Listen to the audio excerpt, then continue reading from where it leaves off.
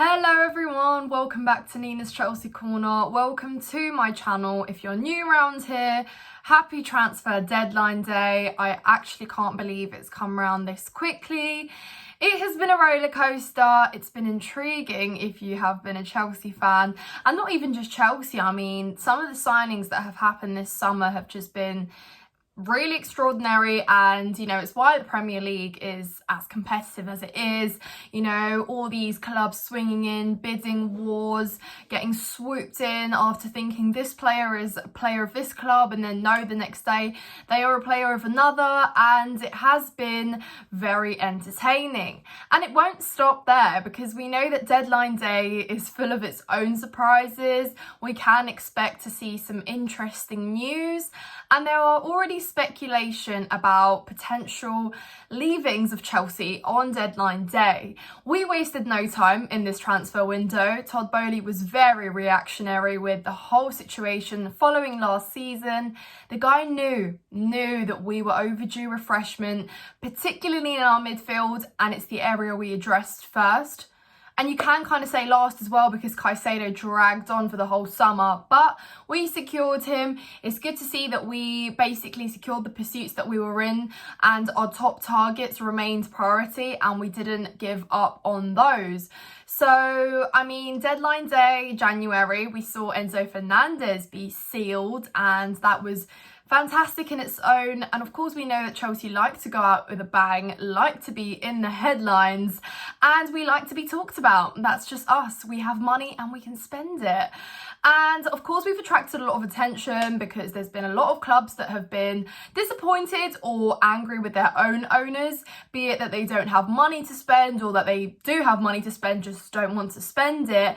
But Todd Boehly has really just been buying from here and there. And well, not even Todd Boehly, I mean, we know that he's taken a step back in terms of how involved he is in transfers. He has swooped in the times where we have needed his kind of impact there as well. But our recruiters have done a very good job. Our sporting directors board have done a good job in recruiting this transfer window, in my opinion.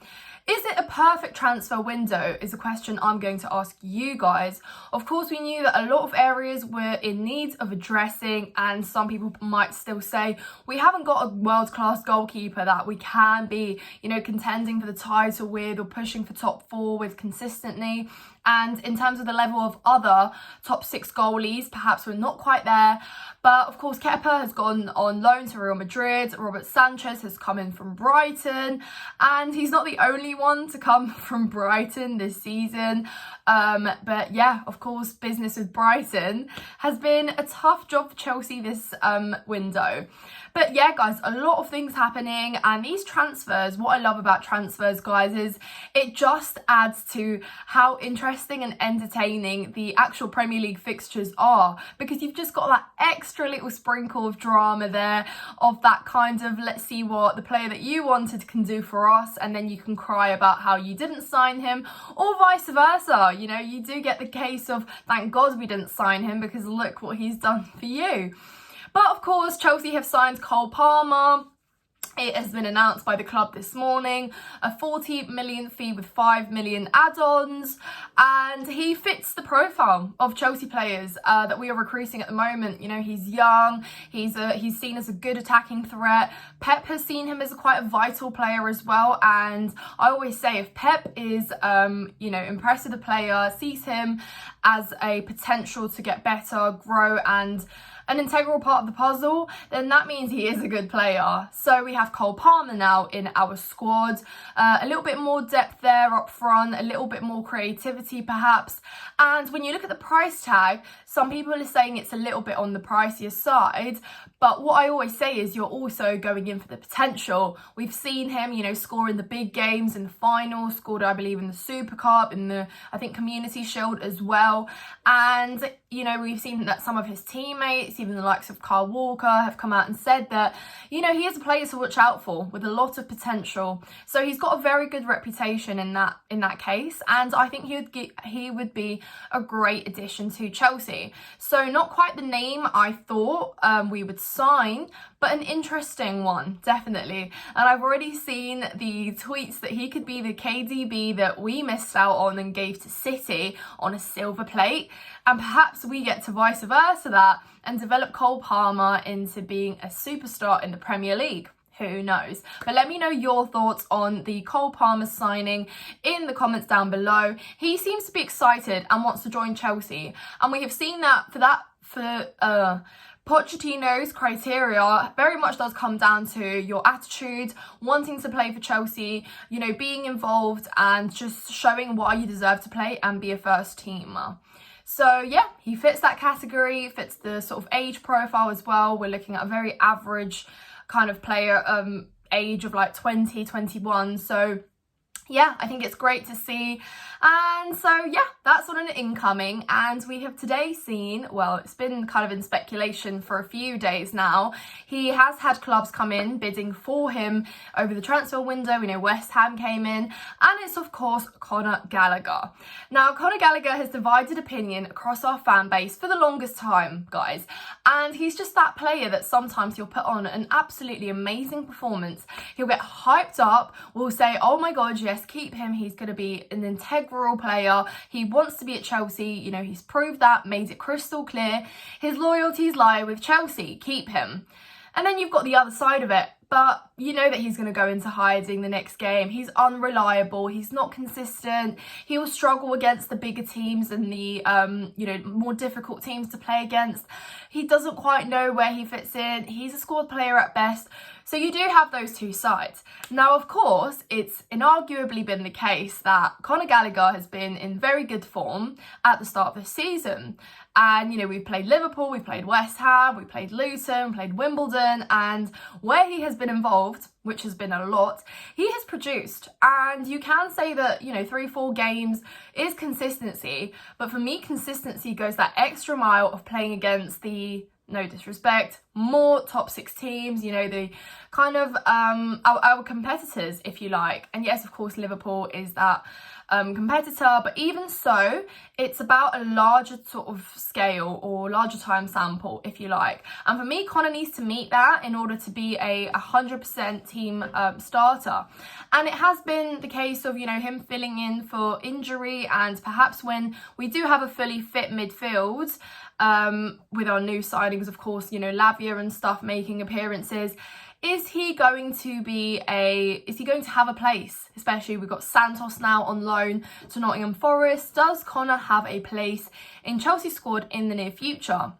And it's asking the question, if we are getting offered 50 million, is it worth saying no to because we want to keep him as a squad player? Is my question. Now, I'm not, don't get me wrong, a big advocate for selling Gallagher. I just have concerns that he is going to continue delivering this type of performance for the rest of the season.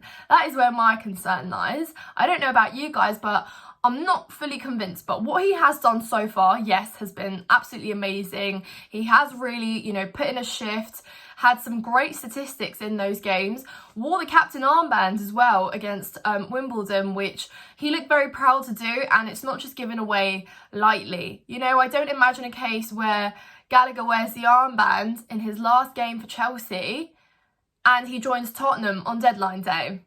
Now, that is a scenario I don't think quite happens, and I don't think we sell him to Tottenham, because at the end of the day it does come down to the player. And you know, if Conor Gallagher is as keen on staying, Pochettino is a fan of him staying, then I don't see how that happens. And then I can already smell the, oh, proper Chelsea, yeah, you can go join Mason Mount in the proper Chelsea in our rivals, and you can already know that that is exactly what's coming.